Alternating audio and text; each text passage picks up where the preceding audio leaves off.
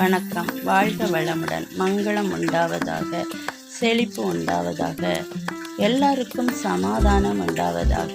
நாம் இப்போ கடவுள் நமக்குள் எப்படி செயல்படுகிறார் என்பதை பார்ப்போம். உலகத்திலே பொதுவாக குழந்தையும் தெய்வமும் ஒன்று என்று சொல்கிறார்கள். அப்பா அம்மா தான் நமக்கு முதல் தெய்வம் என்று சொல்ல கேள்விப்பட்டிருப்பீர்கள்.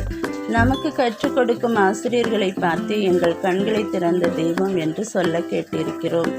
நான் சொன்னேன்ல, கடவுள் நமக்குள் வாழ்கிறார் என்று. ஆமாங்க, குழந்தைகளிடத்தில் கள்ளம் கபடம் கிடையாது. நாம் எவ்வளவு அடித்தாலும் மறுகணமே நம்மிடம் வந்து ஒட்டி கொள்ளும். இது குழந்தைகள் நம் மீது வைத்திருக்கும் அன்புங்க. அதுபோல தாயும் தந்தையும் குழந்தைகள் எப்படி இருந்தாலும் அவர்களை நேசிப்பார்கள். அங்கும் அன்பு தாங்க செயல்படுகிறது. ஆசிரியர் தன் மாணவன் கற்று தேர்ந்து நல்ல பதவியில் அமர வேண்டும் என்று எண்ணுகிறார்கள். இதுவும் அன்பு தாங்க.